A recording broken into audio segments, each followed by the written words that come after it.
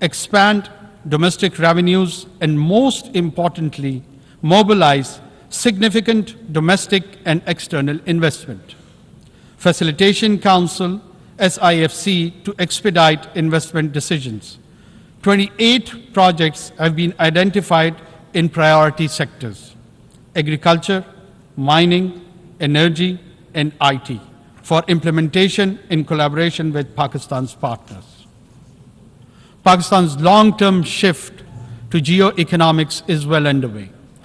The second phase of the China-Pakistan Economic Corridor has been initiated, covering railway, infrastructure, and manufacturing projects. Pakistan also looks forward to the early implementation of the connectivity projects with Central Asia. Mr. President, development depends on peace. Pakistan is situated in one of the least economically integrated regions in the world. Pakistan believes that region develops together. Therefore, Pakistan desires peaceful and productive relations with all our neighbors, including India. Kashmir is the key to peace between Pakistan and India. The Jammu and Kashmir dispute is one of the oldest issues on the agenda of the Security Council. India has evaded implementation of the Security Council's resolutions, which call for the final disposition of Jammu and Kashmir to be decided by its people through UN-supervised plebiscite. Since 5th August 2019, India has deployed 900,000 troops in illegally occupied Jammu and Kashmir to impose the final solution for Kashmir. To this end, India has imposed extended lockdowns and curfews, jailed all genuine Kashmiri leaders, violently suppressed peaceful protests, resorted to extrajudicial killings of innocent Kashmiris in fake encounters, and so-called cordon and search operations, and imposed collective punishments destroying entire villages. Access to occupied Kashmir, demanded by the UN High Commission for Human Rights and over a dozen special rapporteurs, has been denied by New Delhi. Mr. President, the UN Security Council must secure the implementation of its resolution on Kashmir. The UN Military Observer Group for India and Pakistan should be reinforced. Global powers should convince New Delhi to accept Pakistan's offer of mutual restraint on strategic and conventional weapons. Mr. President, peace in Afghanistan is a strategic imperative for Pakistan. Pakistan shares the concern of international community with respect to Afghanistan, particularly the rights of women and girls. Yet we advocate continued humanitarian assistance to a destitute Afghan population, in which Afghan girls and women are the most vulnerable, as well as revival of the Afghan economy and implementation of the connectivity projects with Central Asia. Pakistan's first priority is to prevent and counter all terrorism from and within Afghanistan. Pakistan condemns the cross-border terrorist attacks against Pakistan by the TTP, Daesh, and other groups operating from Afghanistan.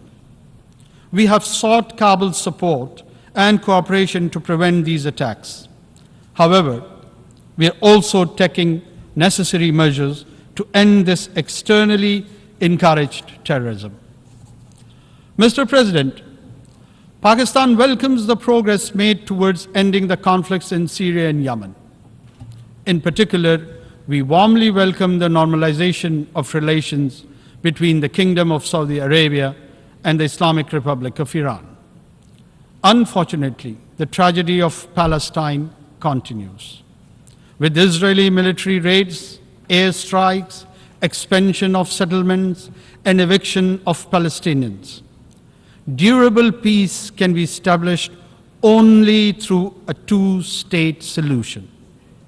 and the establishment of a viable and contiguous Palestinian state within the pre-June 1967 borders, with Al-Quds al-Sharif as its capital. Mr. President, UN peacekeeping has been a success story. Over more than 6 decades, Pakistan has contributed 230,000 peacekeepers in 47 missions across the world. Today, UN peacekeepers face complex and unprecedented challenges, especially from criminal and terrorist groups, as in the Sahel.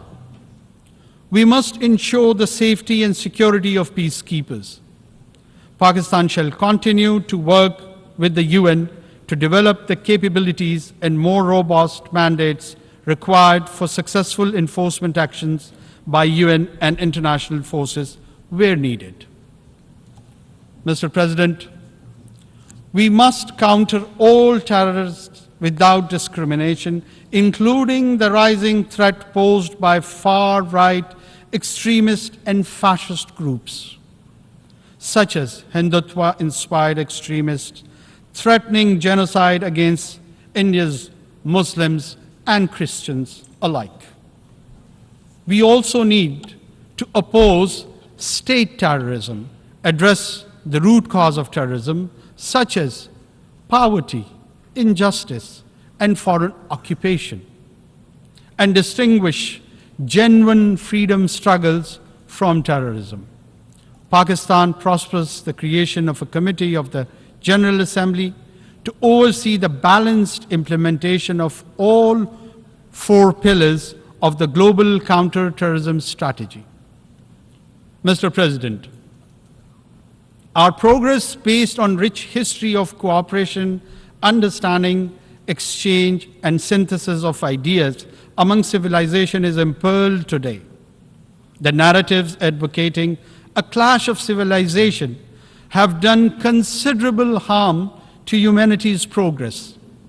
Such ideas have done considerable harm to humanity's progress. Such ideas have bred extremism, hatred, and religious intolerance, including Islamophobia. Make no mistake, it's a latent threat that undermines millennia of progress. We need to cherish and celebrate our diversity and different ways of life. Mutual respect, sanctity of religious symbols, scriptures, and personage should be ensured. While Islamophobia is an age-old phenomenon, however, after the 9/11 terrorist attacks, it has assumed epidemic proportions, as manifested in the negative profiling of Muslims and attacks on Islamic sites and symbols, such as the recent public burnings of the Holy Quran. Last year, this Assembly adopted a resolution proposed by Pakistan on behalf of the OIC, declaring 15th March as the International Day to combat Islamophobia. Earlier this year, the Human Rights Council adopted an OIC resolution submitted by Pakistan urging states to outlaw the burning of the Holy Quran and similar provocations. We welcome the legislation initiated by Denmark and contemplated by Sweden towards this end. Pakistan and the OIC countries will propose further steps to combat Islamophobia, including the appointment of a special envoy, creation of an Islamophobia data center, legal assistance to victims, and an accountability process to punish Islamophobic crimes. Mr. President, the complex global and regional challenges that the world faces today can be best addressed through effective multilateralism within the framework of the United Nations. However, multilateralism is being eschewed due to the unilateral policies of and strategic rivalry and tensions between global powers.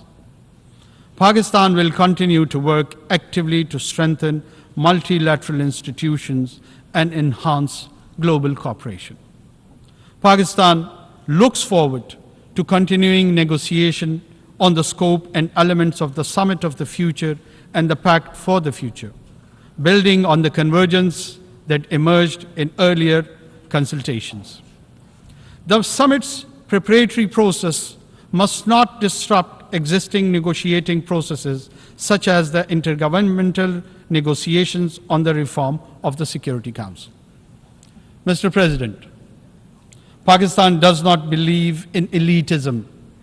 With the Committee of Nations, the UN Charter principles of equality and sovereignty must be preserved in the interest of global peace and prosperity.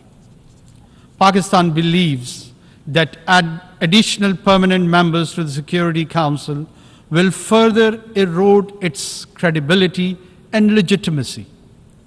The widest possible agreement can be best achieved on the basis of the Uniting for Consensus Group's proposal for expansion of the Council only in the non-permanent category, with provision for a limited number of long-term seats.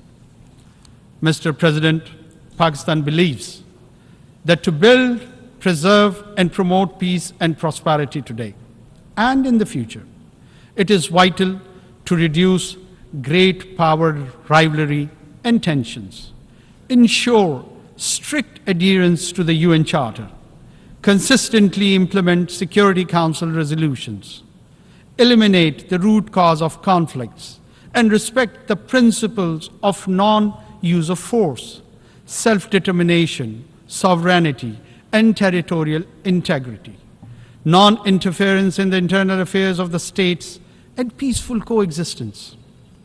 Pakistan will work diligently and actively with all member states to realize these vital elements of a new, equitable, and peaceful world order.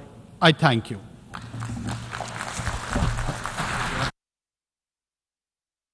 انوار الحق کاکڑ کا اقوام متحدہ general assembly کے 78ویں اجلاس سے خطاب. کہتے ہیں کہ موسمیاتی تبدیلیوں کی وجہ سے پاکستان سب سے زیادہ متاثر ہوا ہے. موسمیاتی تبدیلی کے باعث پاکستان کو 30 ارب ڈالر نقصان پہنچا ہے, جبکہ مزید کہتے ہیں کہ سیلاب نے پاکستان کا بنیادی انفراسٹرکچر بھی تباہ کر کے رکھ دیا.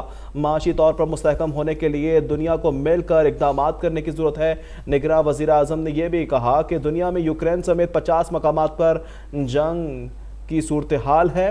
یہ بھی کہتے ہیں کہ دنیا میں غربت اور بھوک میں اضافہ تیزی سے ہو رہا ہے. بحرانوں پر قابو پانے کے لیے فوری طور پر امداد کی ضرورت ہے. کسی بھی ملک کی ترقی کے لیے معاشی استحکام بہت زیادہ ضروری ہوتا ہے.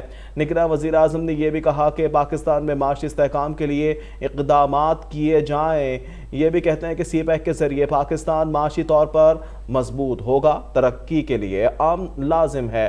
نگراں وزیر اعظم انوار الحق کاکڑ اب سے کچھ دیر پہلے اقوام متحدہ کی جنرل اسمبلی کے 78ویں اجلاس سے خطاب کر رہے تھے. کہتے ہیں کہ بھارت خطے میں شدت پسندی کے رجحان کو فروغ دے رہا ہے.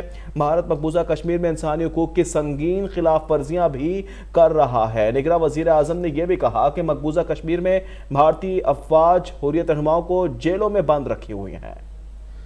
بھارتی افواج مقبوضہ کشمیر میں کشمیریوں کے ساتھ روا رکھے جانے والے سلوک کی مذمت کرتے ہیں. انہوں نے کہا کہ بھارت مسلسل مقبوضہ کشمیر میں اقوام متحدہ کی قراردادوں کی خلاف ورزی کر رہا ہے. افغانستان کے امن سے خطے کا امن وابستہ ہے. نگراں وزیر اعظم انوار الحق کاکڑ UN جنرل اسمبلی اجلاس سے خطاب کر رہے تھے. ان کا کہنا تھا کہ چاہتے ہیں کہ کابل ان حملوں کو روکنے میں مدد کرے. انہوں نے کہا کہ جنوبی ایشیا میں امن کی کنجی مسئلہ کشمیر کے حل میں مضمر ہے. دنیا کو مل کر اقدامات کرنے کی ضرورت ہے. پاکستان نے ہمیشہ اقوام متحدہ کے امن مشن میں فوجی جوانوں کی خدمات پیش کی ہیں. افغانستان میں انسانی امداد کا سلسلہ جاری رہنا چاہیے. انہوں نے کہا کہ فلسطینی زمین پر بھی دیر پا امن کا قیام ضروری ہے.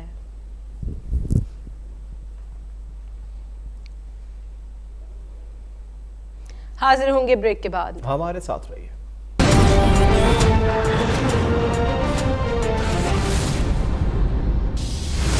سائما گروپ پیش کرتا ہے گرینز ریزیڈینشیا بائی ZSC. جہاں سائما وہاں معیار. چک چک چک، شاباش. بڑا سا گھونٹ لینا نہیں چاہیے. اور تھوڑی دیر میں उतर गई ट्रेन पटरी से, निवाला नीचे और आप इसके पीछे, दूध का गिलास यहाँ और आंसू वहाँ। ऐसे शुरू होती है मेरी मॉर्निंग। कहाँ से लाएं ऐसा ब्रेकफास्ट जिसका टेस्ट ये अप्रूव करें? ट्राई नूरपुर की बेहतरीन टेस्टिंग मिल्क।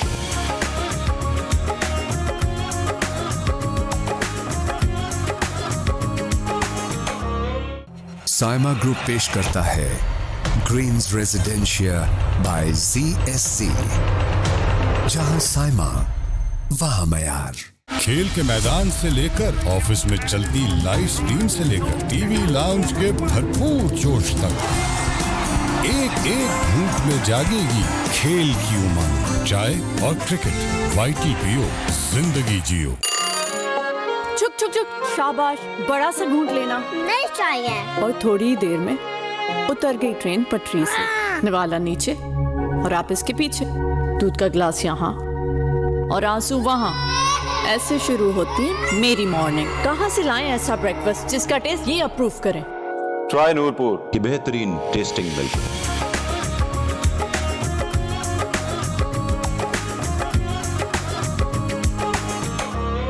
साइमा ग्रुप पेश करता है Greens Residencia by CSC, main Shahrae Faisal, Jinnah international airport से मुत्तसिल, जहां आप हासिल करें 4-5